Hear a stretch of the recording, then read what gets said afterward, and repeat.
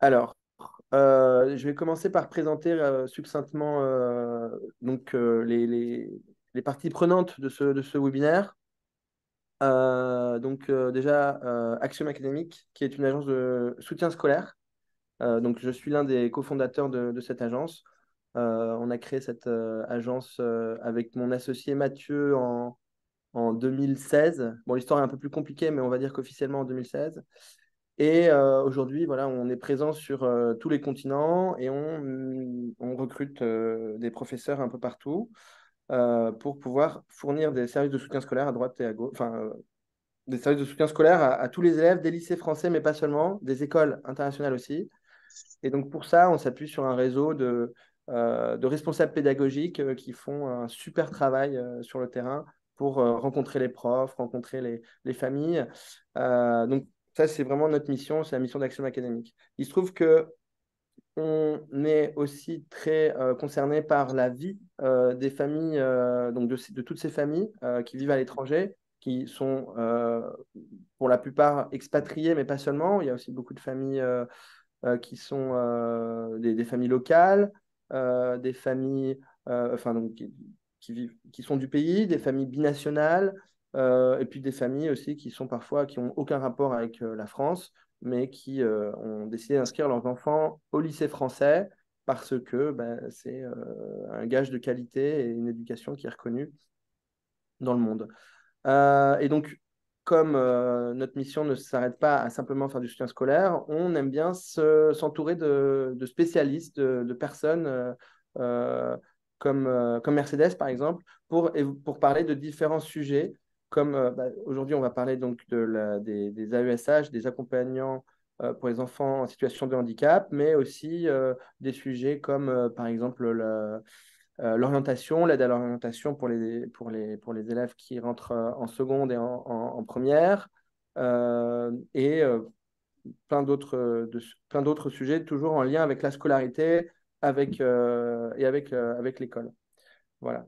Et donc, la deuxième partie prenante, sans qui ce webinaire ne serait pas possible, c'est donc Mercedes Gabriela Herrera, qui est spécialiste en inclusion scolaire, mais je pense qu'elle se présentera mieux que moi, même si on a beaucoup échangé pour préparer ce webinaire. Je vais te laisser du coup Très te bien. présenter et puis présenter la présentation que tu as préparée. Ok, super. Très bien. Euh, donc, voilà. Donc, je me présente. Je m'appelle Mercedes Gabriela Herrera. Je suis éducatrice spécialisée, éducatrice Montessori également et professeure d'école primaire AEFE. Cela fait 10 ans que je travaille dans les lycées français à l'étranger. J'ai travaillé dans le lycée français de Buenos Aires en Argentine, dans le lycée français de Rio au Brésil et actuellement je travaille dans une école partenaire AEFE à Mexico City en tant que responsable d'inclusion scolaire. J'ai également un master en éducation et pratique inclusive de l'Université de Lorraine. Donc, avant de parler des AESH, il m'a paru important de faire un petit point sur l'inclusion scolaire. Donc, concrètement, c'est quoi l'inclusion et c'est quoi l'inclusion scolaire? Et l'inclusion, en fait, c'est traduit par l'accueil de tous les élèves à l'école. Donc, que ce soit des élèves en situation de handicap ou des élèves, comment on peut dire, à besoins éducatifs particuliers. Donc, c'est un accueil de la diversité au sein de l'école. Et il est parfois plus facile de parler d'inclusion en se rappelant un peu ce que c'était l'intégration. Donc autrefois, pour intégrer, on parlait d'intégrer des élèves à l'école. Et donc, c'était l'élève, c'était l'enfant qui devait fournir tous les efforts pour être inclus dans cette école. Donc aujourd'hui, l'inclusion, on parle en fait de l'école. C'est l'école qui va s'adapter aux besoins de l'élève et qui va tout mettre en place pour pouvoir offrir à chacun ce dont il a besoin et non pas la même chose à chacun. Donc, par exemple, si on peut donner l'exemple en fait de la dyslexie, donc un enfant, deux enfants qui seraient dyslexiques, on ne va pas du tout offrir la même chose à ces deux enfants sous prétexte qu'ils ont le même diagnostic ou trouble. Et donc, on parle bien de s'adapter. Donc, nous, enseignants, s'adapter à l'élève, aux besoins éducatifs particuliers et d'adapter également l'école à cet accueil par la pratique professionnelle et par des aménagements qui peuvent être matériels ou des aménagements humains. Donc, on parle bien des aides. Et comme on parle des aides, donc on parle des AESH, qui sont les accompagnants d'enfants en situation de handicap, donc des accompagnants à la scolarité. Et c'est bien, l'AESH est bien une aide humaine euh, qui doit favoriser l'autonomie, la sociabilisation et l'accès aux apprentissages des élèves. Donc, l'AESH va accompagner l'élève en conformité avec son projet personnalisé et cette personne sera sous la responsabilité pédagogique de l'enseignant. Donc ça, c'est très important, on va le voir tout à l'heure. Alors maintenant, en France, pour avoir en fait le droit, on va le dire comme ça, pour pouvoir bénéficier d'un accompagnant à la scolarité, il faut avoir un avis MDPH, mais je pense que ça, vous devez le savoir. Donc, c'est l'organisme qui va déterminer si l'enfant a besoin de cette aide humaine. Donc, c'est l'État qui rémunère les AESH. Et par exemple, ça peut être le rectorat qui va recruter ces personnes qui vont travailler à l'école. À l'étranger, c'est complètement différent. Donc, à l'étranger, ce sont les familles qui recrutent et qui, dans un premier temps, rémunèrent cette personne. Pour les familles qui ont un avis MDPH, c'est-à-dire les familles pour lesquelles il y a eu une reconnaissance de l'handicap, il va y avoir une aide financière de la part de l'AEFE et du consulat pour pouvoir épargner le coût qui représente l'AESH. Alors, comment cette personne va effectuer l'accompagnement? Eh bien, il y a trois grands domaines, trois grandes missions pour les AESH. S'il y a des AESH aujourd'hui vont pouvoir se reconnaître. Donc, il y a le domaine de l'accompagnement dans les actes de la vie quotidienne. Qu'est-ce que ça veut dire? On parle en fait de la sécurité de la personne, du confort, l'accompagnement à la mobilité au sein de l'établissement. Tout ça dans le respect de l'intimité de la personne. Ensuite, il y a le domaine de l'accompagnement dans les activités de la vie sociale et relationnelle, qui pourrait être, par exemple, favoriser la communication et l'interaction, favoriser la participation de l'élève. Et le grand domaine de l'accompagnement dans l'accès aux activités d'apprentissage, qui va concrètement contribuer à enlever les barrières aux apprentissages. On parle aujourd'hui des barrières aux apprentissages par des aménagements pédagogiques, bien évidemment en concertation avec l'enseignant, par l'observation et par l'évaluation des besoins éducatifs particuliers de l'élève concerné. On a bien identifié une problématique qui concerne non pas les AESH en France, mais à l'étranger. Ces problématiques, il existe des difficultés qui vont être liées au recrutement dans un premier temps. Et ces difficultés sont principalement en lien avec la problématique, par exemple, de la langue. C'est-à-dire qu'à l'étranger, les familles vont arriver dans leur pays d'accueil et vont être confrontées à cette première difficulté qui serait trouver une personne qui parle, une personne francophone pour effectuer l'accompagnement de leur enfant à l'école. Donc, si ce n'est quelqu'un de bilingue. Donc, souvent, et je dis souvent parce que ce n'est pas toujours le cas, donc les familles vont privilégier le fait que cette personne soit francophone. parce que bien évidemment, sinon l'accompagnement devient difficile à l'école. Donc, si cette personne, si on va privilégier que cette personne soit francophone, on va forcément le faire au détriment de quelque chose. Donc là, on parle et en fonction du pays d'accueil, bien évidemment, d'une difficulté liée au manque de formation, qui est quand même une très grosse, une grosse difficulté. S'il y a des enseignants parmi nous, ils savent très bien que quand on accueille une AESH ou un AESH dans la classe, à l'école, très souvent, en fait, on improvise parce qu'on ne sait pas comment travailler avec les accompagnants à la scolarité, des élèves en situation de handicap. En tant qu'enseignant, on ne sait pas et les AESH ne savent pas non plus parce qu'en général, c'est la première fois qu'ils effectuent ce type de travail. Donc, ils ne savent pas comment travailler avec l'enseignant, comment travailler avec cet enfant et comment ils peuvent évoluer dans un milieu scolaire. Donc, pour répondre à cette difficulté, nous avons échangé autour d'une formation et on va parler de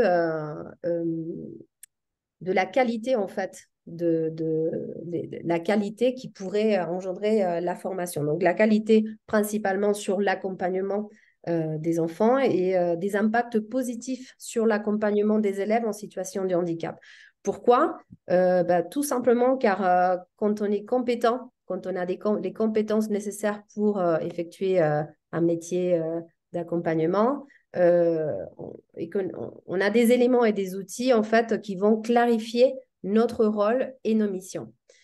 Ensuite, par un renforcement de la confiance et des compétences de l'AESH, on sait bien que la formation favorise la reconnaissance d'un statut, donc notamment dans ce cas au sein de l'école et auprès de la famille également. On va travailler sur le savoir communiquer, collaborer avec les enseignants et avec la famille, ce qui est clé pour pouvoir mener à bien un travail d'accompagnement à la scolarité. Et finalement, pérenniser l'AESH dans son poste, car une des difficultés étant souvent les familles qui me contactent sont confrontées à cette difficulté de la personne qui accompagne leur enfant, qui finit par démissionner, qui va quitter son poste d'un mois à l'autre.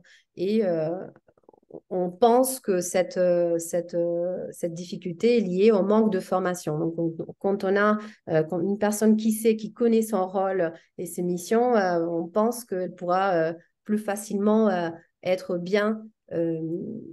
Elle pourrait être bien dans son poste, dans son rôle et dans ses fonctions. Alors, quels sont les domaines clés de la formation pour les AESH?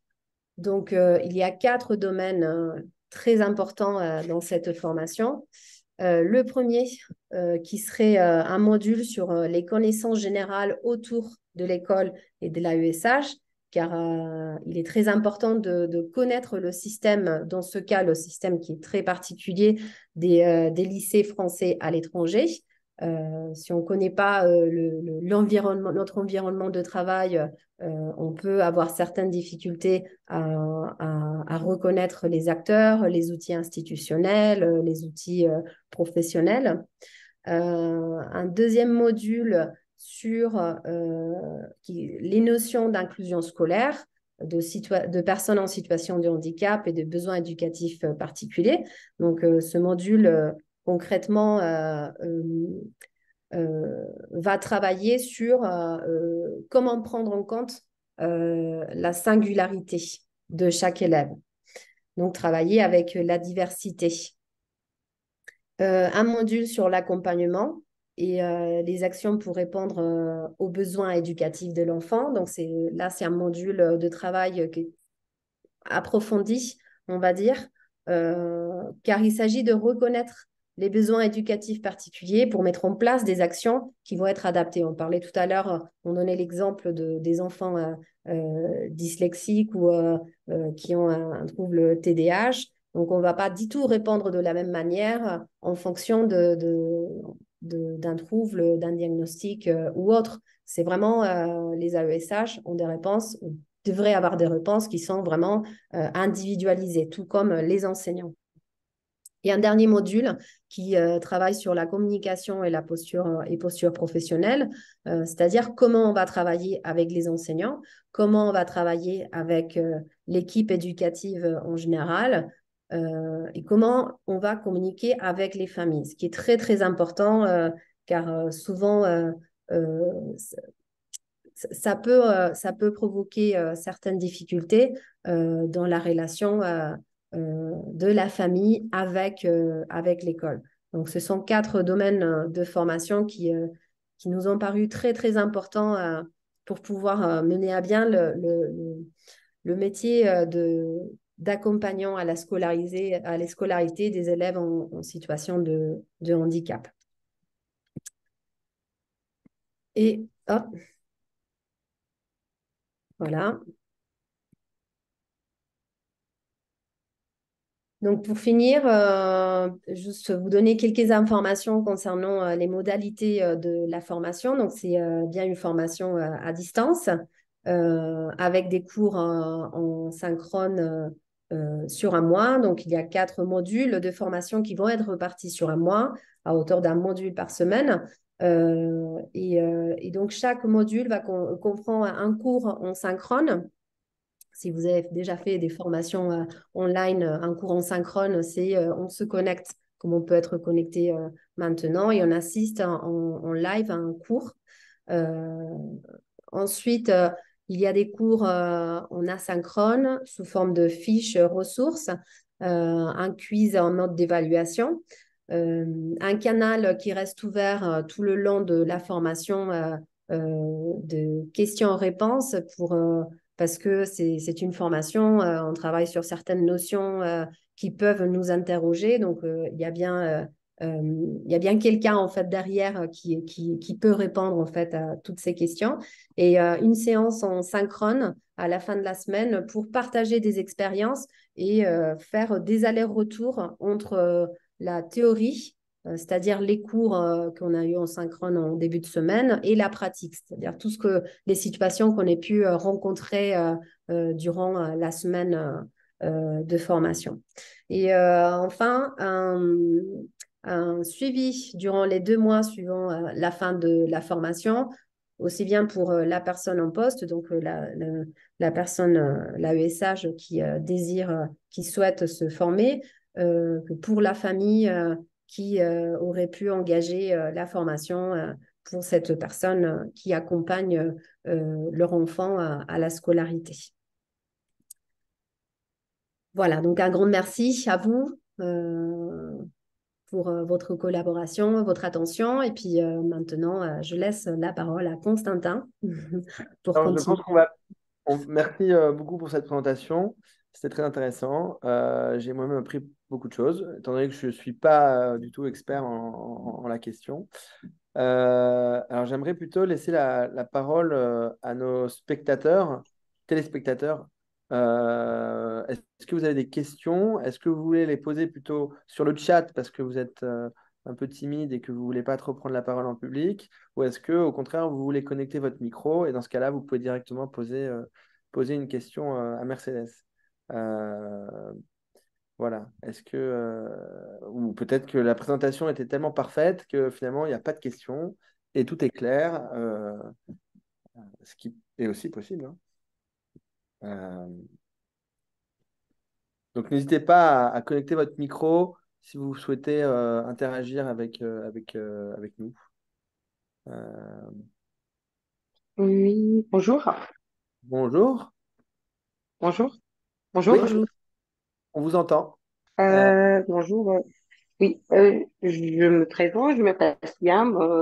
Je travaille en ce moment en tant qu'AVS dans une école française et c'est la première fois pour moi. Et là, j'ai entendu Mercedes quand s'est présentée, mais ça a coupé, du coup, j'ai pas tout entendu. Comment on peut travailler avec la maîtresse en même temps avec le et l'enfant. Alors, la question serait Ouais. comment on travaille avec les enseignants? Et voilà, exactement. Comment on peut organiser tout ça? Bon, à la limite, on place voilà, des propositions, mais voilà, j'aimerais bien savoir plus. Voilà, si je peux donner mon aide, voilà, personnelle, ma touche personnelle, on va dire, D'accord, ça pour coupe un peu. mieux accompagner l'enfant en difficulté. Si je comprends bien, Très c'est bien. en fait le périmètre à ne pas, enfin, quelle est la limite à ne pas dépasser parce que vous avez un rôle particulier en tant qu'AESH, la prof, les professeurs ont aussi leur rôle, et du coup, qu'est-ce que vous pouvez Mhm. faire pour ne, enfin, sans finalement interférer avec le rôle du prof? euh, Enfin, c'est à peu près ce que j'ai compris de votre question, c'est quelle est la Mhm. limite en fait à ne pas dépasser en tant qu'AESH vis-à-vis du prof. C'est à peu près ça. Voilà, voilà, la limite à ne pas dépasser en même temps mon rôle à moi et le rôle de la prof, en fait. Les Oui, rôles partagés. Qu'est-ce que je dois faire? Qu'est-ce ah, qu'elle doit faire, la maîtresse? Voilà. d'accord. Donc, Oui. oui, Merci. c'est une question en fait qui est, voilà, on pourrait parler pendant des heures en fait pour pouvoir répondre à cette question. En fait, il y a quelque chose quand on travaille en tant qu'AESH, on ne le sait pas forcément, mais l'AESH n'est pas responsable en fait de l'élève qu'elle accompagne ou qui l'accompagne. Le responsable pédagogique, c'est toujours l'enseignant. C'est-à-dire que c'est l'enseignant qui doit principalement mettre en place des actions d'aménagement pédagogique ou didactique qui vont ensuite être présentées à l'AESH pour que cette personne puisse accompagner le projet pédagogique, le projet scolaire de l'enfant. Donc, souvent, en tant qu'AESH, on a l'impression qu'on doit tout faire, qu'on doit faire une programmation pour l'enfant, qu'on doit, comme si on était un enseignant. Voilà. Donc, il y a l'enseignant référent, il y a Mhm. l'AESH. Or, ce sont deux métiers qui sont pas tout à fait opposés ni différents, sont complémentaires, mais il faut bien garder en tête que pour tout ce qui réfère à l'accompagnement de l'enfant, il faut toujours se référer à l'enseignant. Donc, on peut avoir des initiatives, mais ces initiatives, elles sont à discuter et à présenter à l'enseignant. On peut, par exemple, les initiatives peuvent passer par des observations. Aller rencontrer l'enseignant pour lui proposer, j'ai observé que cet enfant a des besoins en motricité, a des besoins dans le domaine de la concentration. Donc, il serait peut-être préférable pour cet élève de aménager. Voilà, donc c'est toujours en concertation avec l'enseignant. Le travail de l'AESH et de l'enseignant, c'est surtout de collaborer, donc de partager des éléments, Mhm. des informations autour de la situation de cet enfant. Je ne sais pas si j'ai répondu votre question. Oui, en grande partie, oui, j'ai bien compris, vraiment, c'était bien détaillé. Juste une petite partie, en fait, il y a un moment, voilà, l'enfant, à un moment, il veut pas se concentrer, un moment de panique ou de crise. Est-ce que là, en ce moment-là, c'est l'enseignante qui doit s'imposer ou regarder, en fait, avec l'enfant directement, ou c'est de moi-même que je dois, en fait, garder l'enfant, d'essayer de gérer la situation? Comment ça se passe? Ou je sais pas, où on est les deux, en fait, on doit mettre les choses, voilà, comment dire, j'ai pas trouvé le mot. Ou c'est un travail à deux, en fait. Comment ça se passe, Toujours un en fait, travail à deux. On exactement. agit toujours ensemble, enseignants et AESH. Sinon, ça ne Mhm, fonctionne pas. Donc, si par exemple, il y a un enfant qui est en crise, qui peut avoir des crises durant mhm, le temps de classe, c'est parce mhm. que cet enfant a certainement de besoins auxquels il faut répondre, en fait. Personne n'a une crise Bien sans sûr, raison, en fait. exactement. Le Mm. travail, le plus important, c'est pas de qu'est-ce qu'on va faire quand il a une crise, est-ce que je le sors, c'est l'enseignant qui doit le sortir, c'est l'enseignant qui doit le rassurer ou l'AESH, c'est réfléchir Mhm. ensemble. Pourquoi Donc, par l'observation, durant une quinzaine de jours, un mois, quels sont les facteurs, les éléments qui peuvent en fait déclencher les crises, essayer de réfléchir ensemble à des situations. Donc, c'est jamais la responsabilité de l'AESH de trouver la solution. D'accord. D'accord. OK. Ouais, très bien. Merci beaucoup. Merci. De rien. On t'entend pas, Constantin. Oui, merci beaucoup, parce que j'étais parti là. Donc, on a reçu une question de Souraya qui pose la question suivante. Je suis éducatrice spécialisée et intéressée par l'accompagnement en tant qu'AESH à l'étranger. J'aurais aimé savoir s'il fallait un autre diplôme ou si je pouvais seulement faire la formation. Merci. Voilà, donc c'est la question de Souraya pour toi. Alors, ça dépend, j'ai envie de dire, ça dépend en fait du pays d'accueil. Chaque pays a ses propres formations concernant l'accompagnement des élèves en situation de handicap. Je ne sais pas où se trouve actuellement Soraya. Par exemple, je vais vous donner l'exemple de l'Argentine. En Argentine, on a des Ah, à accompagnants Paris. à Elle a Paris. D'accord. Bon, à Paris, oui, je pense qu'elle peut se former. Il y a des formations pour les AESH qui sont très spécifiques. Les AESH peuvent être en poste, être formés en parallèle. Donc, je pense que là, il faut se rapprocher plutôt des académies. Voilà. Des académies, du Pôle emploi qui peuvent fournir les informations pour les personnes qui désirent, qui souhaitent devenir AESH. Là, on parle en fait de la situation très spécifique de l'étranger où on ne va pas trouver la formation pour les AESH et donc il faut pallier à cette difficulté, cette problématique de travailler avec des personnes qui, malgré elles, ne peuvent pas bénéficier d'une formation de qualité.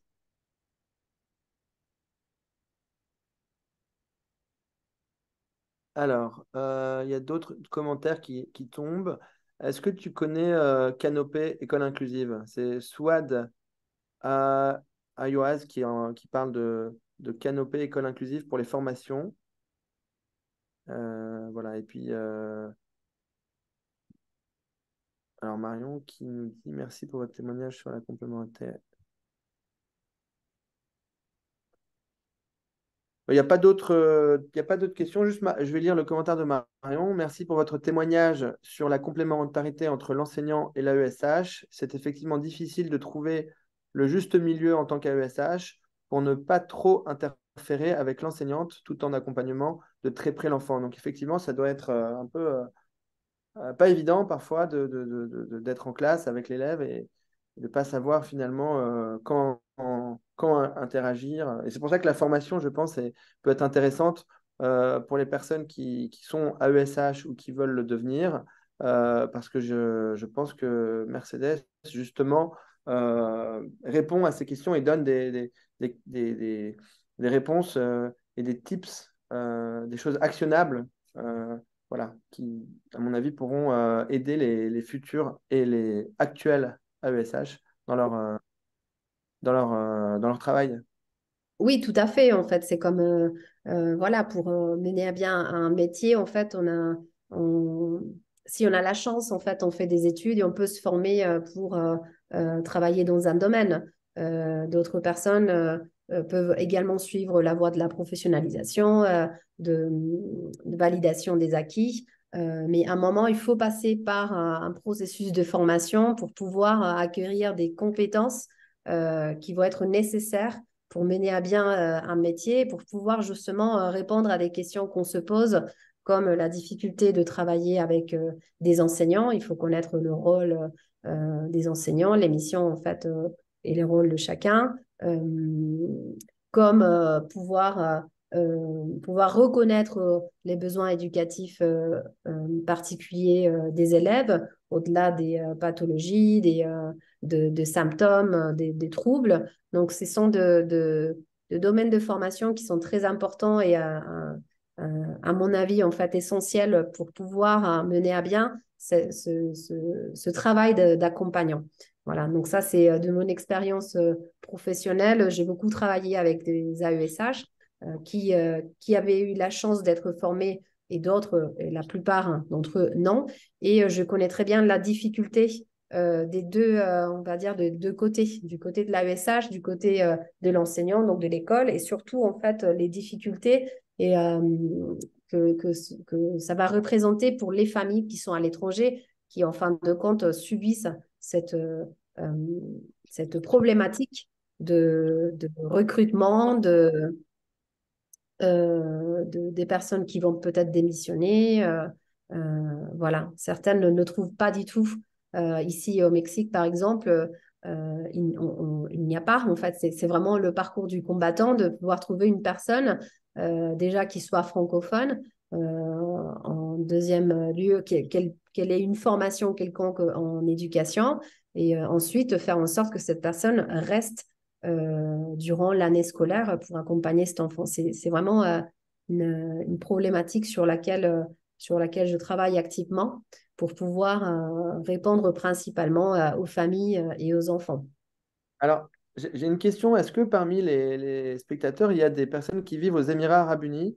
Parce que ce serait intéressant étant donné que la communauté française est très très grande là-bas, il y a beaucoup de lycées français, donc proportionnellement, il doit y avoir aussi enfin, plus de besoins qu'ailleurs. Est-ce que, alors c'est une question, je ne sais pas si quelqu'un va me répondre, mais si quelqu'un vit aux Émirats Arabes Unis, à Dubaï ou à Abu Dhabi, comment vous faites là-bas? Est-ce que c'est facile de trouver des accompagnants? Est-ce qu'ils sont bien formés? Parce que j'ai vu dans les inscrits qu'il y avait des AESH, qu'il y avait des enseignants donc, qui travaillent dans les lycées français, donc qui j'imagine, connaissent un peu le fonctionnement. Donc, si quelqu'un veut prendre la parole, moi, ça m'intéresse parce que, voilà, il se trouve que nous, aux Émirats Arabes Unis, donc quand je dis nous, je parle d'Axiom Académique, c'est là où on est les plus, on va dire, on est très actifs là-bas depuis 4 ans maintenant. Et du coup, voilà, ça m'intéresse de savoir quelle est la situation. Alors, je vois quelqu'un qui me répond, oui, moi, à Dubaï, je suis à ESH, super. Alors, au moment d'une crise de l'enfant. Alors, cette même personne qui vit à Dubaï pose une question. Euh, Bonjour, oui, bonjour. Vous êtes vous Souad? m'entendez? Non, je suis pas Souad, je suis Katiba. Ah, bah bonjour, Katiba. Par contre, si vous voulez, moi je peux témoigner. Je suis ni à Dubaï, ni aux Émirats Arabes, ni en Arabie Saoudite, mais je suis d'Alger. D'accord. Eh ben, très bien. Si vous Votre voulez, je témoignage. peux vous donner un avis personnel parce que mon fils est scolarisé à l'école française d'Alger. Et ce D'accord. depuis 5 ans. Cette année, il a fait sa rentrée au collège, au LIAD, je ne sais pas si vous connaissez. Et ben nous les parents, c'est à peu près, c'est ce qu'on a dit Madame Mercedes, c'est vraiment, c'est le parcours du combattant. Pourquoi? Parce que voilà, on n'a pas le dossier, on n'est pas concerné par la MDPH. Donc c'est nous parents qui recrutons les AESH. Et voilà, donc on essaye c'est pas facile de trouver toutes les qualités. Donc, parfois, elles ne maîtrisent pas le français. Quand elles maîtrisent le français, il n'y a pas le côté approche avec l'enfant parce qu'une AESH doit tout englober. Vous savez, il y a les apprentissages, il y a l'accompagnement aussi en tant qu'enfant à besoin particulier avec tout ce que ça comporte comme difficulté. Et ça, croyez-moi que c'est pas facile. Donc, donc du coup, voilà. Donc, c'est vraiment pas facile étant donné que les universitaires, l'université forme en Algérie, en arabe. Ouais. Donc, aller trouver une AESH qui parle français, étant donné mon fils est à l'école française, donc il faut avoir quand même le minimum de notions en français. Et ça, croyez-moi que c'est pas facile. Et l'autre souci, c'est la prise en charge à l'école. C'est-à-dire que, voilà, quand on trouve la personne, quand on estime que plus ou moins, voilà, elle peut prendre l'enfant, elle peut accompagner l'enfant. Le problème qui se pose, c'est l'encadrement. Elle n'est pas encadrée. Donc voilà, elle est là, mais elle ne sait pas quoi faire. Comment elle est, disons, orientée. Vous avez parlé tout à l'heure, vous avez dit que l'enseignant, c'est à lui-même voilà, de prendre en compte les besoins de l'enfant, mais il faut savoir aussi que l'enseignant, quand il a une classe de 25 élèves, c'est difficile pour lui. Déjà, parfois, l'enseignant ne connaît pas l'handicap de l'enfant. enfin, il ne le connaît pas, voilà, il ne sait pas de quoi qu'est-ce qu'il lui faut, comment adapter les supports pédagogiques. Donc, déjà l'AVS, enfin, ce que nous on appelle, enfin, c'est anciennement le nom AVS, mais l'AESH, donc, elle se retrouve en classe avec un enfant à besoin particulier, mais elle ne sait pas comment faire avec lui. Qu'est-ce qu'elle doit lui proposer en tant que, c'est-à-dire sur le plan support pédagogique. Donc, vous voyez, donc c'est double. Pour nous, parents, c'est doublement compliqué. Déjà, on doit gérer notre enfant et en plus, on doit gérer l'AESH parce que voilà, il faut lui donner le minimum d'outils parce que sinon, au bout de quelques temps, elle abandonne et elle vous dit, écoutez, moi, j'y arrive pas, voilà, je quitte. Et donc voilà, juste pour vous citer quelques exemples des difficultés qu'on rencontre. Et bon, pour fidéliser une AESH, c'est très, très, très, très difficile. Vous savez, c'est très, très, très difficile. Donc, juste pour vous citer notre exemple à nous, l'AESH, Merci. c'est moi, l'AESH, c'est moi qui l'oriente. C'est moi qui lui dis, c'est moi qui lui prépare le travail. La veille, il lui dit, voilà, tu fais ci, tu fais ça avec lui. Je lui prépare les supports pédagogiques. Parce que l'enseignant, il ne peut pas, il n'a pas le temps, il n'a pas suffisamment le temps, il n'a pas suffisamment de connaissances de l'handicap de l'enfant. Donc voilà, je ne sais pas si mon intervention vous a été, voilà, c'était juste pour vous donner un aperçu de comment la situation, les AESH sont la situation dans laquelle elle se retrouve en Algérie. Pour les AESH et pour nous, parents aussi. Merci beaucoup, Katiba, pour votre témoignage. Je pense que ça parle à tout le monde parce que pour avoir étudié la question avant le webinaire, ça fait maintenant plus un mois qu'on prépare qu'on prépare cette intervention de Mercedes. J'ai pu voir de nombreux témoignages sur les groupes Facebook, notamment Expat Parents. Je ne sais pas si vous connaissez, euh, de parents qui se plaignent et qui ont les mêmes problèmes que vous rencontrez. Et donc, ça concerne déjà obtenir de l'aide auprès des... alors, j'ai cru comprendre que la MDPH, ce n'était pas eux qui géraient ces questions pour les lycées français. Donc, bon, il y a pas mal ça a l'air d'être très compliqué. Je C'est vois très, que très compliqué. En effet, qui est je pense, vous connaissez aussi, qu'on ne connaît pas hein, personnellement, mais je ne la connais pas, mais qui donc est sénatrice, a pris ce sujet à cœur et ça fait depuis plusieurs années qu'elle essaye de faire bouger les choses. Notamment, il y a 4 jours, je crois il y a eu un article, je ne sais pas si vous l'avez vu, qui est paru sur justement cette question des AESH, ex-AVS. Donc, c'est un sujet bouillant. Voilà, Oui, je vous avoue que, et je pense que les choses vont évoluer. Hein. Il faut être un peu patient. Alors, c'est dur à entendre, je pense. Mais voilà, Mercedes, qui est aujourd'hui là, propose en tout cas une solution. Une solution, alors évidemment, ce n'est pas une solution qui permet de trouver un AESH, parce que l'idée, mais au moins de former. C'est-à-dire que si vous arrivez à trouver des candidats, des personnes, et peu importe hein, que vous soyez à Madrid, parce que j'ai vu un commentaire de Morgane à Madrid, peu importe, l'idée c'est quand même d'arriver à trouver des personnes intéressées voilà, par ce métier. C'est un métier assez compliqué, j'imagine, parce c'est que très compliqué.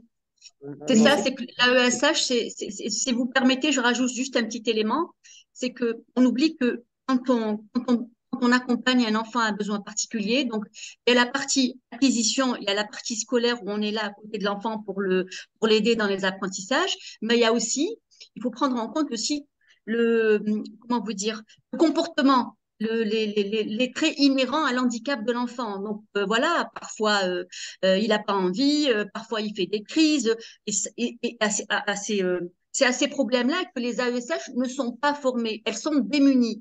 Je fais quoi? Alors Ouais. l'AESH, elle dit je fais quoi? Et l'enseignant, il ne sait pas non plus. Donc on se retrouve. Donc nous en tant que parents, nous on est impliqués parce que nous on connaît notre enfant, on connaît son handicap, on connaît voilà comment qu'est-ce qu'il faut faire, comment est-ce qu'il faut pas faire. Donc nous on est impliqués, on est impliqués. moi, je sais que mon AESH, je la suis quotidiennement. Sinon, si je suis pas derrière elle, elle va partir. Elle va me dire, moi, je peux pas, je pars, j'y arrive pas. Donc voilà, on essaye de. Et ça, c'est pas facile. Et on aurait souhaité qu'il y ait une formation en début d'année, ne serait-ce que de donner des outils de travail aux AESH. Vous voyez, les handicaps sont différents, peut-être pas dans les détails, mais Je peux répondre? dans la globalité, vous voyez?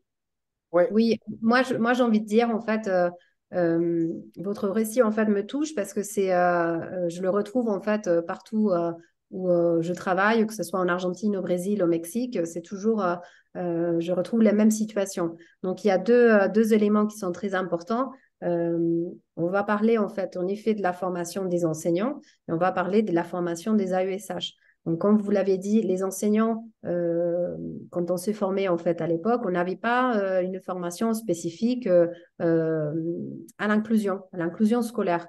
Donc, certains enseignants ne savent pas en fait ce que c'est l'inclusion scolaire aujourd'hui, n'ont pas des techniques qui peuvent guider leur pratique professionnelle, et c'est un vrai problème. C'est un vrai problème sur lequel actuellement on travaille. On ne voit pas encore des changements sur le terrain, mais on travaille à l'étranger peut-être plus lentement qu'en France. Il y a certaines écoles qui appartiennent au réseau de la AEFE qui sont déjà en fait dans ce changement. Moi, par exemple, je travaille dans une école qui a fait le pari oh, un problème sur l'écran, qui a fait le pari en fait de m'engager pour travailler spécifiquement sur les questions d'inclusion scolaire. Donc, dans mon rôle, c'est dans mes fonctions, mes missions, c'est la formation de mes collègues, des enseignants et l'accueil des AESH.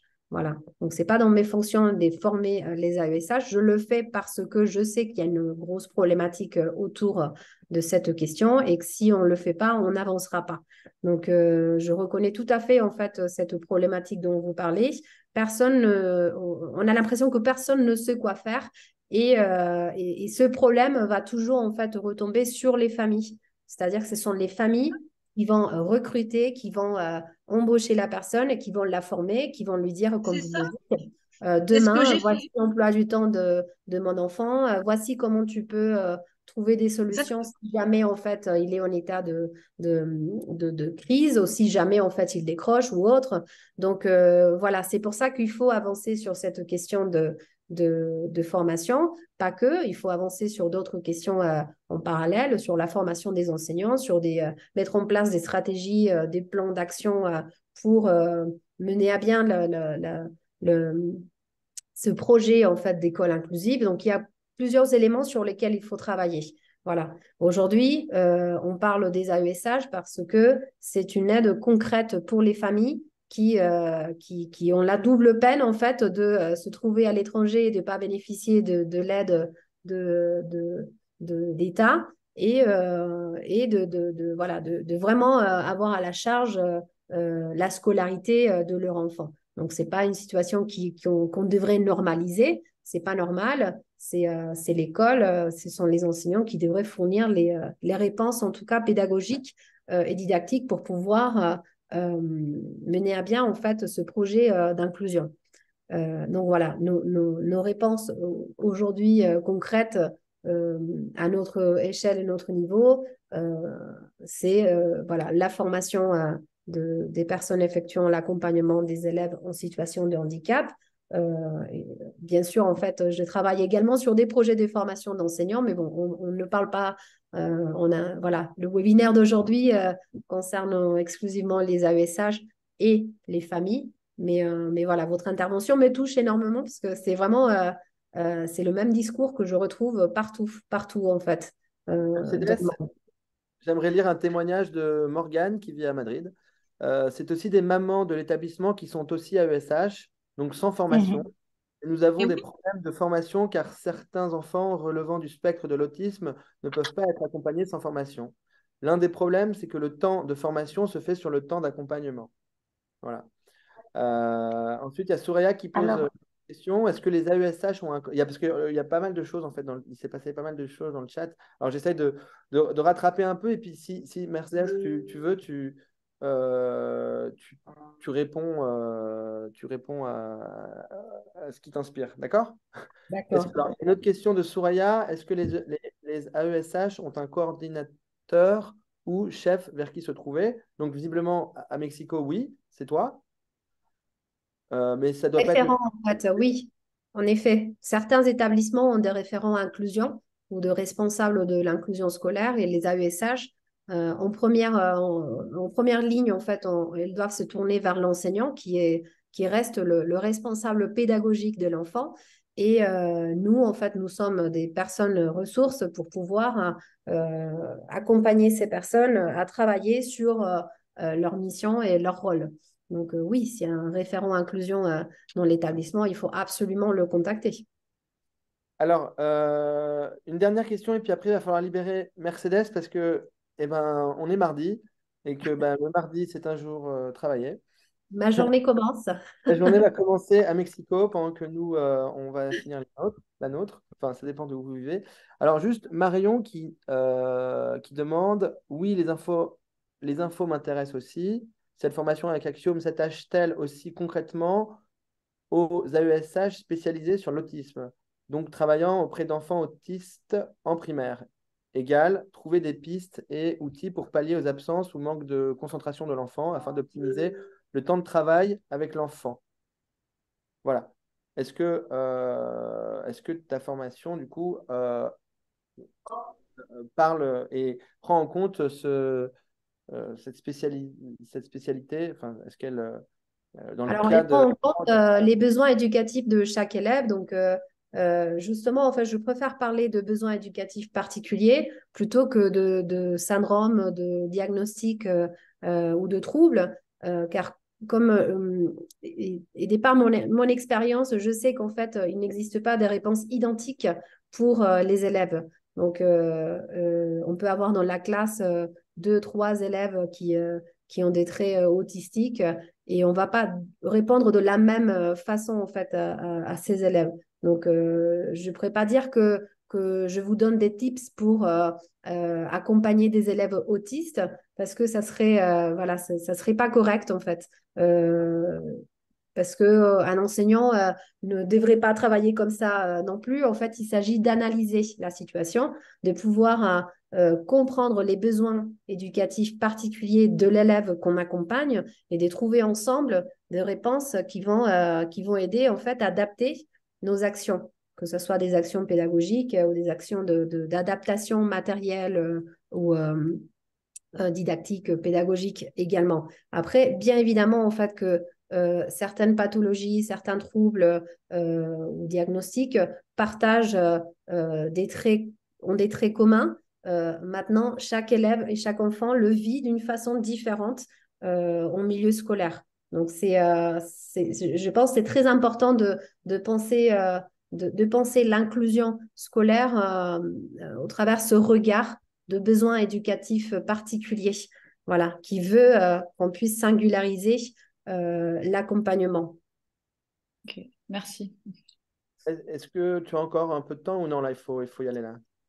Alors, quelques minutes encore. Après, il faut que je...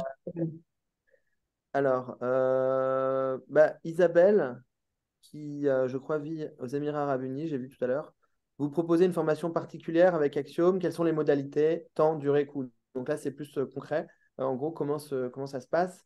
Sachant que nous vous enverrons un message, un email à la suite de ce webinaire pour vous présenter enfin, plus concrètement, disons, justement les modalités. Mais si tu peux rapidement Oui, répondre. rapidement, mais j'allais dire la même chose que toi, Constantin. En fait, pour la durée, les modalités de formation, oui, il est vrai à la fin de ce webinaire, vous allez certainement envoyer l'information et puis également, vous pouvez contacter Axiom pour plus de détails. En gros, c'est une formation sur un mois.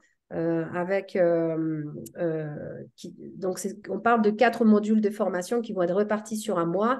Et donc, chaque module de formation va On va retrouver un cours en synchrone, des fiches ressources, des quiz, un canal ouvert de questions-réponses et des séances en synchrone pour partager justement des expériences et des situations. Et c'est là, en fait, où on va travailler sur des situations particulières, c'est-à-dire les situations, les élèves, en fait, que vous accompagnez, au-delà, en fait, en essayant d'aller plus loin que le trouble, que le diagnostic, le symptôme, on va dire. Bon, alors il reste des questions, mais on va... Excusez-moi, ça sera Oui. réservé aux AESH? Non, pas forcément. C'est En une fait, formation c'est une formation pour les personnes qui accompagnent des élèves en milieu scolaire, mais, euh, mais c'est n'importe ouvert aux quoi. parents aussi? Comment? C'est ouvert aux parents? Ben, si vous le souhaitez, oui. Alors, c'est vraiment très... oui, c'est très intéressant pour les parents, en fait, pour comprendre en quelque sorte le travail qui devrait ou qui doit effectuer un AESH ou une AESH. Euh, Maintenant, voilà, c'est un projet, en fait, de faire une formation pour les parents également pour donner plus d'éléments aux parents qui sont souvent démunis. Mais oui, cette formation n'est pas fermée, n'est pas, voilà, c'est pas une condition en fait que d'être AESH.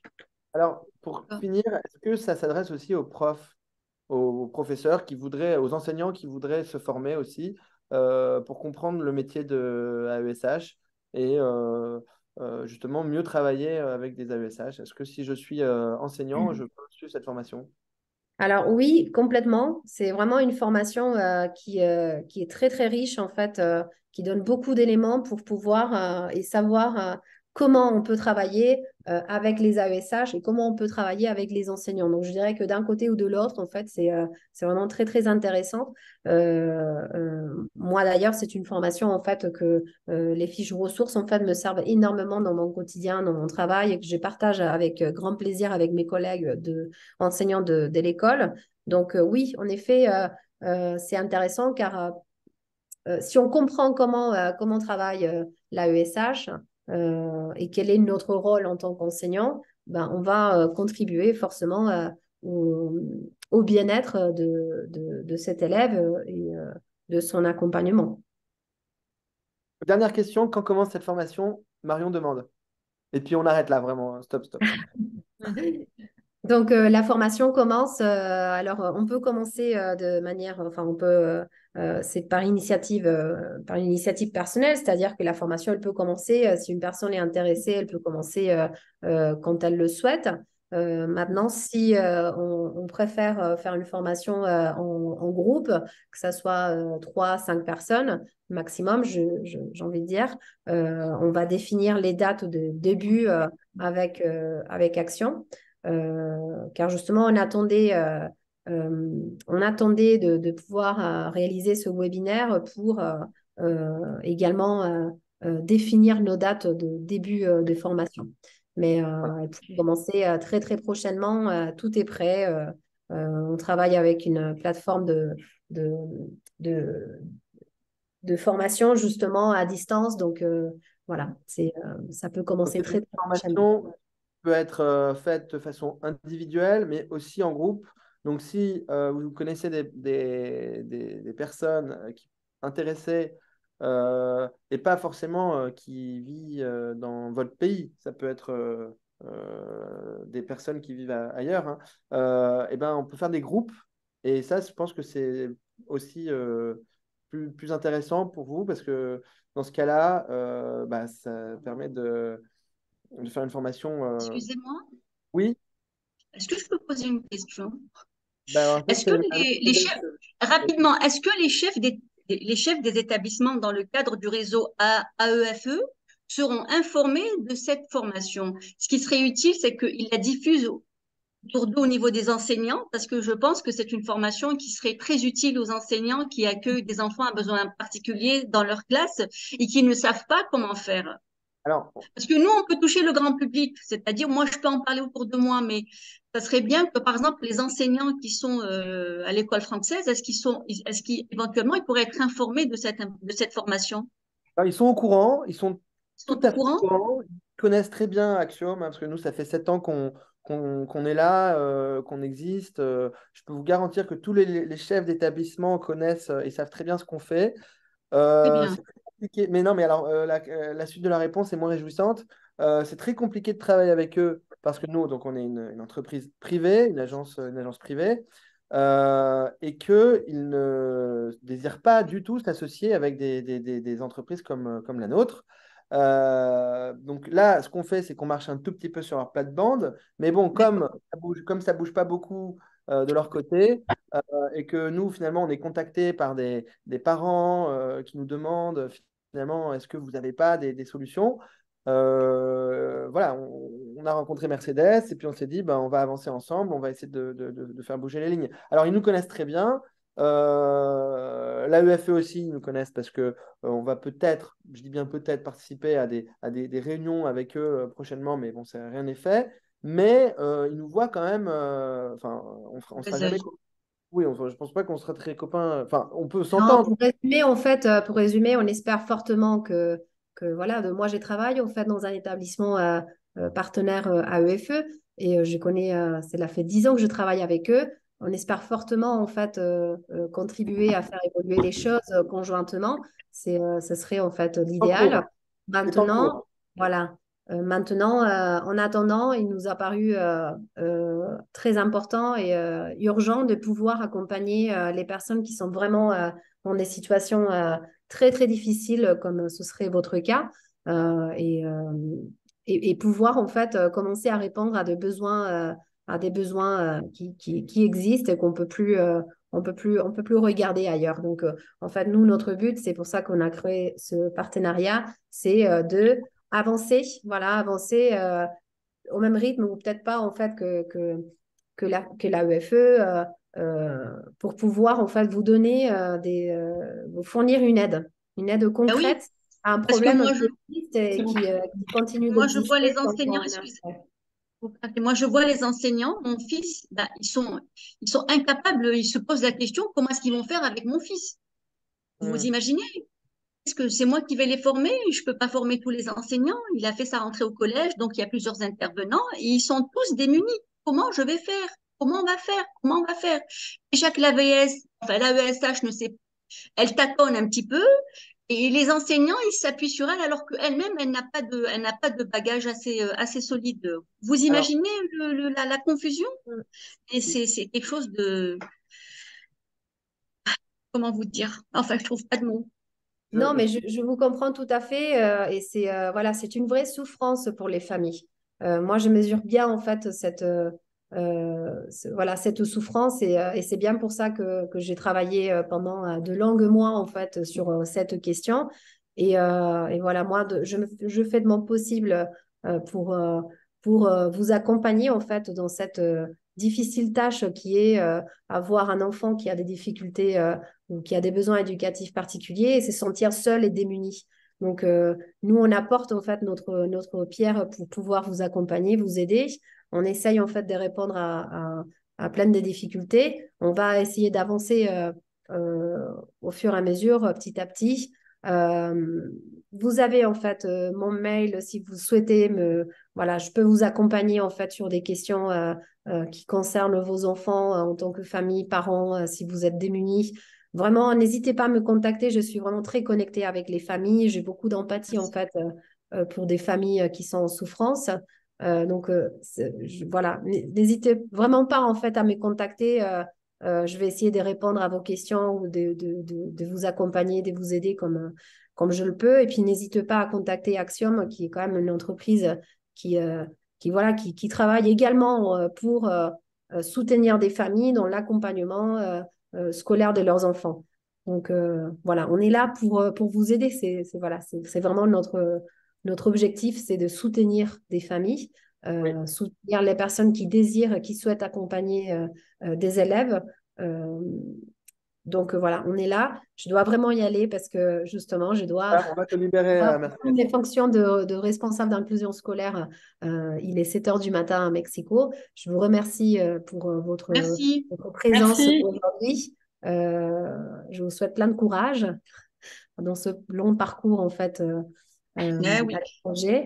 Et voilà, n'hésitez pas à nous solliciter si vous avez des questions supplémentaires. On est là pour vous accompagner, surtout. Oui, Merci beaucoup. Merci, Mercedes, pour votre présentation. merci, Merci. Mercedes. Merci. Et alors, pour nous contacter, n'hésitez pas donc, sur le site internet, soit directement, vous pouvez contacter Mercedes directement, même sur LinkedIn, vous pouvez l'ajouter sur LinkedIn, j'imagine. Soit sur le site d'Axiom, vous pouvez aller sur Contactez-nous et vous verrez qu'en bas, il y a un petit formulaire de contact tout simple. Alors, mon écran est flouté, mais bon, on vous demande juste votre nom, votre prénom et puis un commentaire. Et donc, on fera bien sûr le relais avec Mercedes. Et aussi, on va vous envoyer plus d'informations sur la formation. Oui, Dans et les... surtout, n'hésitez pas si vous avez une situation voilà, particulière. On est très sensible également avec Action à ces questions-là. Donc, si vous êtes une famille boursière, par exemple, euh, il faut nous le signaler parce que voilà, on souhaite accompagner vraiment toutes les familles au-delà de ressources en fait qu'on puisse avoir ou pas. Donc, n'hésitez pas à vous rapprocher en fait. De nous et de nous exposer votre situation. On va trouver en fait toujours une solution pour pouvoir vous accompagner. On est vraiment dans cette optique de solidarité et d'aide et d'accompagnement. Merci. Merci beaucoup. Merci à Merci. tout le monde. Merci à vous. Et à très bientôt.